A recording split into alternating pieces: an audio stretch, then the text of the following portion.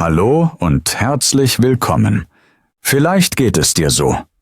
Du kannst schon viel verstehen, wenn du Deutsch hörst oder liest. Aber wenn du selbst etwas sagen willst, denkst du zu lange nach. Dein Kopf ist voller Gedanken. Du willst den Satz perfekt machen. Du überlegst Grammatik, Wörter, Endungen. Und dann? Dann ist der Moment vorbei. Der andere Mensch wartet nicht mehr. Du sagst nichts. Du bleibst still. Ich kenne dieses Gefühl sehr gut, denn mir ging es genauso. Als ich angefangen habe, Deutsch zu lernen, habe ich immer zu viel nachgedacht. Ich wollte keinen Fehler machen. Ich wollte zeigen, dass ich klug bin. Aber genau das war mein Problem. Ich dachte und dachte, aber ich sprach nicht. In meinem Kopf war ein Stau. Wörter links, Wörter rechts. Alles blockiert. Ich fühlte mich wie festgefroren. Langsam. Blockiert. Still. Ich erinnere mich an eine Szene in der Schule. Es war Pause. Ich saß mit meinen Mitschülern am Tisch. Eine Freundin aus Deutschland fragte mich, »Hast du heute Zeit nach dem Unterricht?« Eine leichte Frage, sehr einfach. In meiner Muttersprache hätte ich sofort geantwortet. Ich wollte sagen, »Ja, ich habe Zeit, wir können zusammen lernen.« Aber in meinem Kopf war Chaos. Ich dachte über die richtige Form von haben nach. Ich dachte über den Artikel nach. Ich wollte den Satz perfekt machen. Ich wartete zu lange. Mein Mund blieb zu. Am Ende habe ich nur leise gesagt, vielleicht. Es war nicht falsch. Aber es war nicht, was ich eigentlich sagen wollte. Und ich habe mich schlecht gefühlt. Ich habe mich geärgert. Ich war traurig. Ich habe gedacht, warum kann ich nicht einfach reden? Warum denke ich so viel? An diesem Abend stand ich zu Hause vor dem Spiegel. Ich sah mein Gesicht. Ich fragte mich, warum kann ich nicht sprechen, obwohl ich die Wörter kenne? Ich fühlte Scham. Ich fühlte Angst. Ich fühlte mich klein. Aber dann habe ich etwas verstanden. Das Problem war nicht, dass ich zu wenige Wörter hatte. Das Problem war nicht, dass mein Kopf dumm war. Das Problem war, ich habe zu viel nachgedacht. Mein Gehirn war wie ein Computer, der zu viele Programme gleichzeitig offen hat. Alles war langsam. Alles hing fest. Aber Sprache muss fließen. Sprache ist wie Wasser in einem Fluss. Sie läuft, sie bewegt sich, sie geht weiter. Und wenn du den Fluss stoppst, weil du zu viel denkst, dann kommt ein Stau, dann fließt nichts mehr. In diesem Moment habe ich eine Entscheidung getroffen. Ich höre auf, zu lange nachzudenken. Ich beginne zu sprechen, auch wenn es nicht perfekt ist. Ich beginne einfach zu reden. Auch wenn Fehler da sind, auch wenn es manchmal komisch klingt. Aber es ist besser, etwas zu sagen, als gar nichts zu sagen. Vielleicht geht es dir genauso. Vielleicht denkst du auch zu viel, bevor du sprichst. Vielleicht wartest du auf den perfekten Satz und dann sagst du nichts. Ich will dir Mut machen. Du bist nicht allein. Viele Menschen fühlen das Gleiche, aber du kannst es ändern. Mach kleine Schritte. Sag einfache Sätze. Trau dich. Rede, auch wenn es nicht perfekt ist. Jeder Satz ist ein Schritt nach vorne, jeder Fehler ist ein kleiner Lehrer. Und jedes Wort bringt dich näher zu deinem Ziel. Also fang an. Hör auf, so viel zu denken. Fang an zu reden. Im nächsten Kapitel zeige ich dir, wie du lernen kannst, deinen Kopf freier zu machen und warum Zuhören ein Schlüssel ist, um schneller und sicherer zu sprechen. Schreib mir gern in die Kommentare. Denkst du auch zu viel nach, bevor du sprichst? Und wenn dir dieses Video gefällt, gib mir bitte ein Like und abonniere den Kanal. So weiß ich, dass du weiter motiviert bist und ich kann noch mehr Tipps für dich machen. Bleib unbedingt bis zum Ende hier, denn deine Probleme mit dem vielen Nachdenken können schon bald vorbei sein. Und Schritt für Schritt wirst du merken, wie dein Deutsch leichter und freier wird. Kapitel 2 Sprich ohne zu warten. Am Anfang dachte ich immer, dass ich erst den perfekten Satz im Kopf haben muss, bevor ich den Mund aufmache. Ich habe gewartet und gewartet. Ich habe versucht, alles richtig zu ordnen. Subjekt, Verb, Objekt, Artikel, Plural, Endungen. Ich habe Grammatik im Kopf gespielt wie ein kleines Puzzle. Aber während ich so lange nachgedacht habe, war der Moment schon weg. Die Leute haben auf mich geschaut. Sie haben gewartet, ich habe nichts gesagt. Und ich habe mich schlecht gefühlt. Langsam, nervös, blockiert. Einmal war ich im Café. Der Kellner kam und fragte: Möchten Sie etwas trinken? Eine ganz einfache Frage. Ich wollte sagen: Ja, einen Tee bitte. Aber in meinem Kopf war ein Sturm. Ist es ein Tee oder einen Tee? Muss ich bitte am Ende oder am Anfang sagen? Ich dachte und dachte. Und der Kellner schaute mich an. Am Ende habe ich nur gezeigt und gesagt: Tee. Meine Stimme war leise. Mein Gesicht war rot. Ich habe mich geschämt. Und das passiert oft, wenn wir zu viel denken. Wir wollen korrekt sein, aber am Ende sagen wir weniger oder gar nichts. An diesem Tag im Café habe ich etwas verstanden. Das Problem war nicht, dass ich kein Deutsch konnte. Ich kannte das Wort Tee. Ich kannte bitte, aber ich habe zu lange gewartet. Ich habe versucht, den Satz perfekt zu machen. Und genau das hat mich gestoppt. Ich habe entschieden, ich höre auf zu warten. Ich beginne sofort zu sprechen, auch wenn der Satz nicht perfekt ist. Auch wenn ich Fehler mache. Es ist wie beim Sport. Wenn du laufen lernen willst, musst du laufen. Du kannst nicht ewig auf der Bank sitzen und denken, wie man läuft. Du musst aufstehen und laufen. Vielleicht stolperst du. Vielleicht bist du langsam. Aber Schritt für Schritt wirst du besser. Sprache ist genauso. Wenn du redest, lernst du. Nicht, wenn du nur denkst. Vielleicht geht es dir genauso. Vielleicht wartest du auch zu lange, weil du Angst vor Fehlern hast. Aber weißt du was? Fehler sind normal. Fehler sind ein Teil vom Lernen. Menschen lachen nicht über dich. Sie hören dir zu. Sie sehen, dass du dich bemühst. Und das macht Eindruck. Also fang an zu sprechen. Sofort.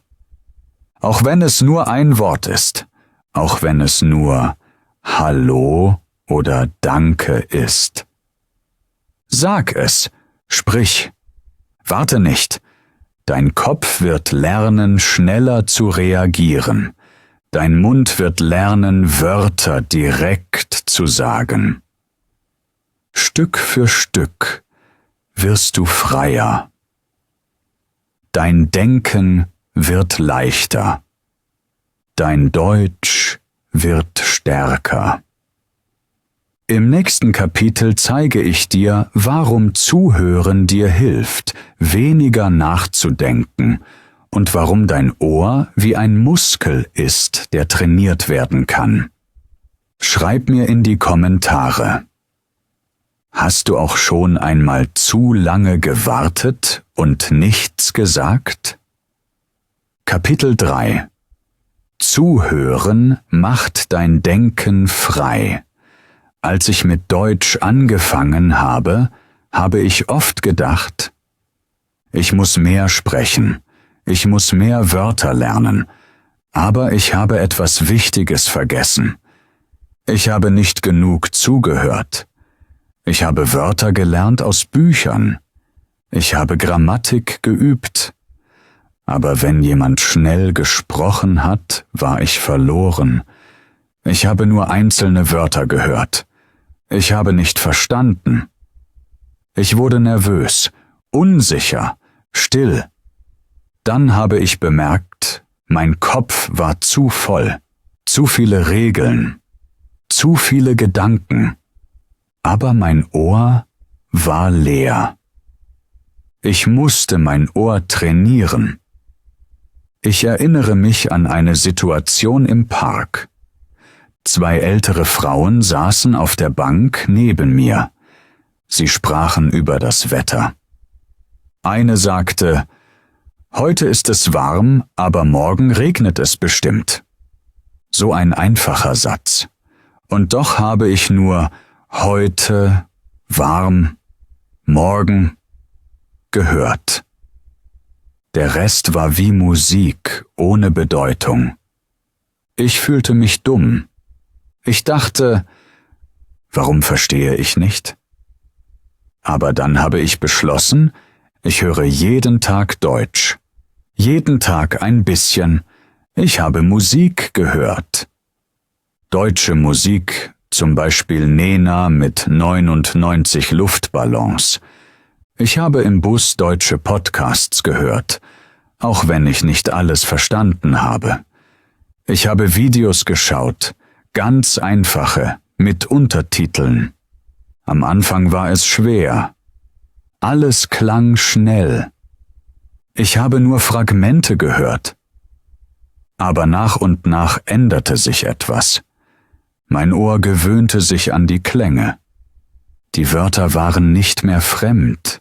Sie waren vertraut. Sie waren wie kleine Freunde, die immer wieder kommen. Und eines Tages war es soweit. Ich ging zum Bäcker. Vor mir stand ein Mann. Er bestellte, ich hätte gern 2 Brötchen und ein Stück Kuchen. Ich war überrascht. Ich habe es verstanden. Jedes Wort, ganz ohne nachzudenken. Es war ein schönes Gefühl. Leicht, klar, frei. Ich lächelte und in meinem Kopf dachte ich, es funktioniert. Zuhören ist wie ein Muskel. Wenn du ihn jeden Tag benutzt, wird er stark. Wenn du ihn nicht benutzt, bleibt er schwach. Sprache ist wie Musik. Je öfter du sie hörst, desto schöner klingt sie. Vielleicht geht es dir genauso. Vielleicht denkst du, dass du erst sprechen musst, aber das stimmt nicht. Zuhören ist genauso wichtig. Dein Ohr baut Brücken in deinem Kopf. Dein Gehirn verbindet die Töne mit Bedeutung. Und eines Tages kommt der Moment. Du verstehst, ohne zu übersetzen.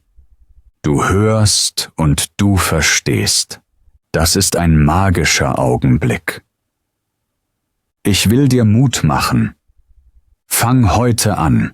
Höre 10 Minuten Deutsch am Tag. Beim Kochen, beim Spazieren, beim Putzen. Dein Gehirn hört mit. Auch wenn du nicht alles verstehst. Und das ist genug. Schritt für Schritt wird dein Ohr besser. Dein Kopf denkt weniger. Deine Sprache wird leichter. Im nächsten Kapitel erzähle ich dir, wie du deine Angst vor dem Sprechen kleiner machen kannst und warum Mut wichtiger ist als Perfektion. Kapitel 4 Keine Angst vor dem Sprechen. Am Anfang hatte ich immer große Angst zu reden. Ich wollte etwas sagen, aber meine Stimme blieb leise. Ich dachte, wenn ich jetzt spreche, mache ich bestimmt einen Fehler. Wenn ich einen Fehler mache, lachen die Leute. Wenn sie lachen, schäme ich mich. Auch habe ich oft geschwiegen. Ich habe nur genickt, nur gelächelt.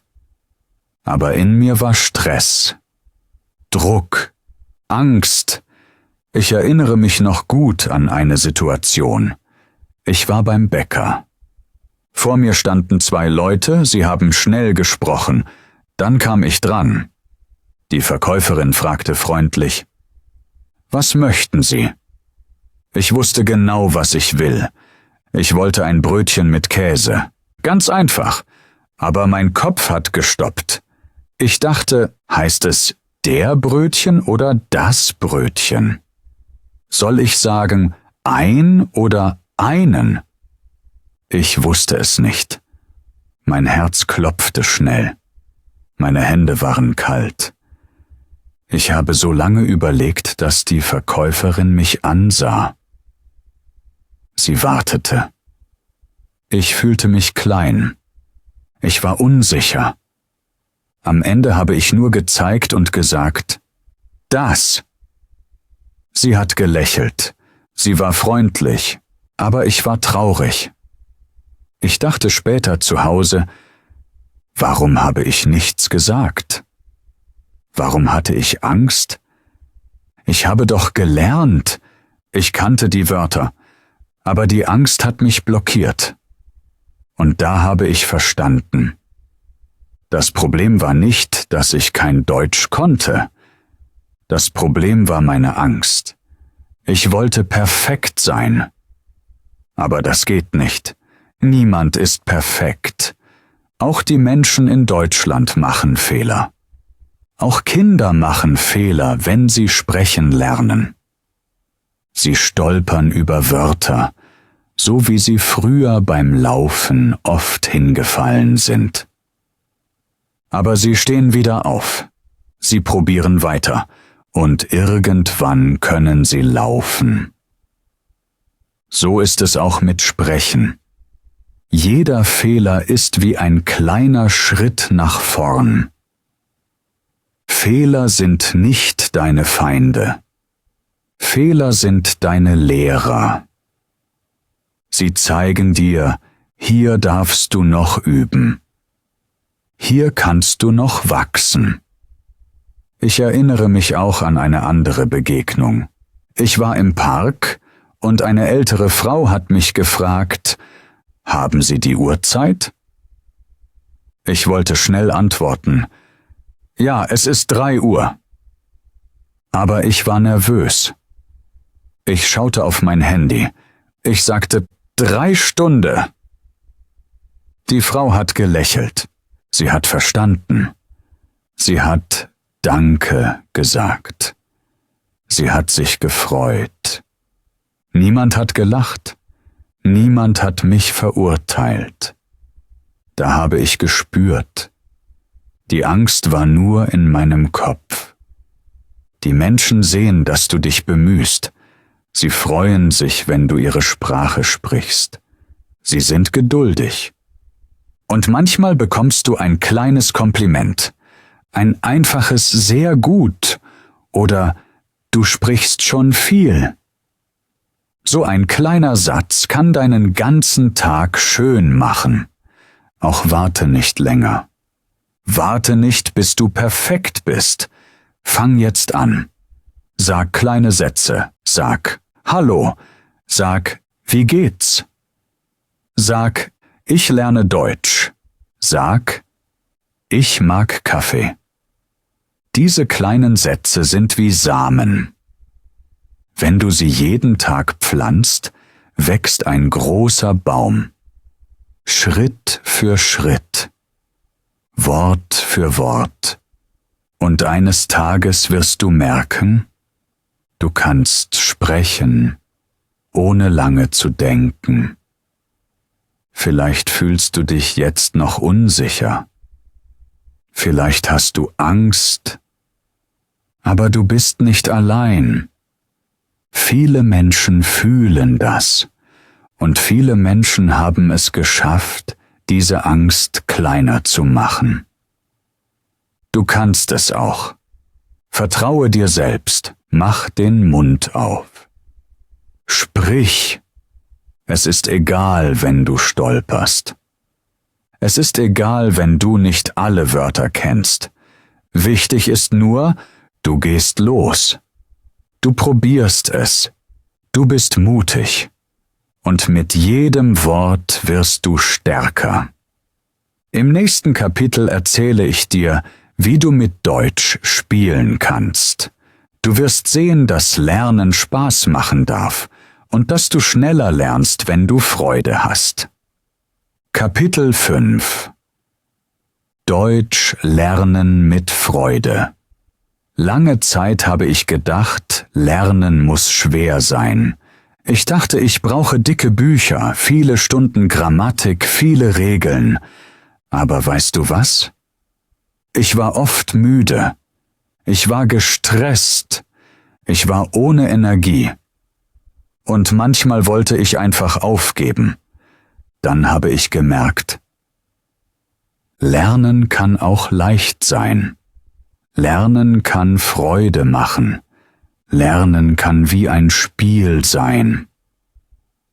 Ich erinnere mich noch genau an einen Nachmittag. Ich war bei meiner Tante. Sie hat gekocht.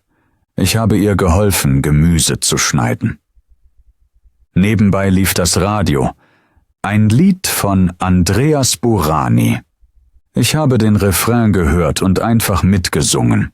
Am Anfang war es falsch. Meine Aussprache war komisch. Aber ich habe gelacht. Ich habe Spaß gehabt.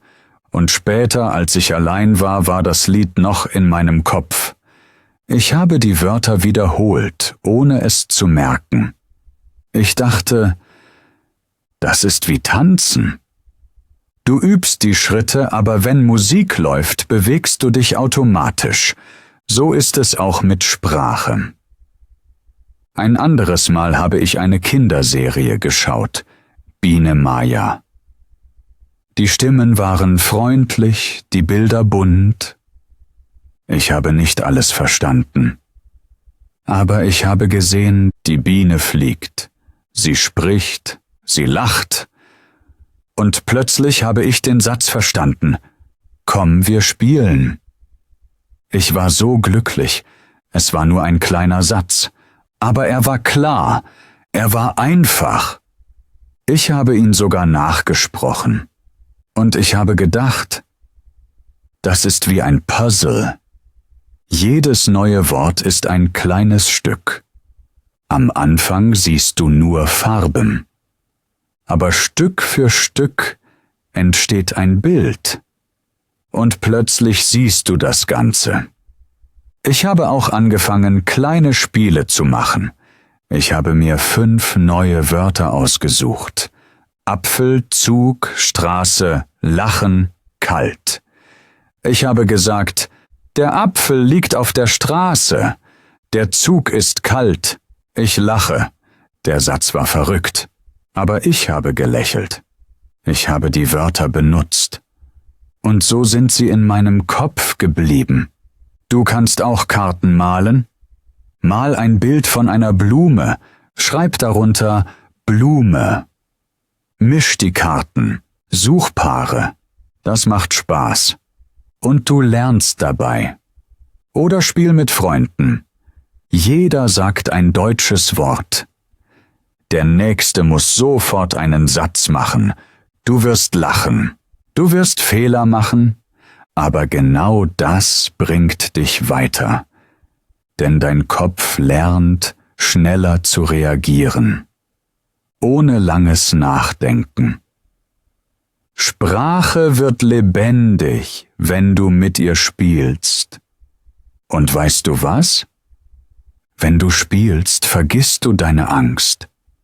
Du denkst nicht mehr, ist das richtig, ist das falsch? Du machst einfach. Du sprichst, du hörst, du lachst. Und genau so wächst dein Deutsch Schritt für Schritt, Tag für Tag. Lernen ist wie eine Reise. Manchmal gehst du langsam, manchmal springst du vor Freude, aber jeder Schritt bringt dich näher ans Ziel. Auch mach dein Lernen bunt. Mach es leicht, mach es fröhlich. Vielleicht magst du deutsche Märchen hören. Oder ein deutsches Hörspiel im Auto. Vielleicht willst du Bilder malen und die Wörter aufschreiben. Oder du willst beim Sport deutsche Wörter rufen. Schnell, stark, los. Alles ist möglich. Hauptsache, du bleibst im Spiel. Im nächsten Kapitel zeige ich dir, warum du jetzt schon bereit bist. Du wirst sehen, alles, was du brauchst, hast du schon in dir. Schreib mir bitte in die Kommentare, mit welcher Aktivität du am liebsten lernst. Hörst du Musik? Siehst du Serien? Oder spielst du Spiele? Ich freue mich, das zu lesen. Und wenn dir dieses Video gefallen hat, dann gib mir bitte ein Like und abonniere meinen Kanal. So kann ich noch mehr Videos für dich machen und wir lernen zusammen weiter. Vergiss nicht, Lernen kann Freude machen. Und wenn du Spaß hast, dann bleibt die Sprache in deinem Herzen.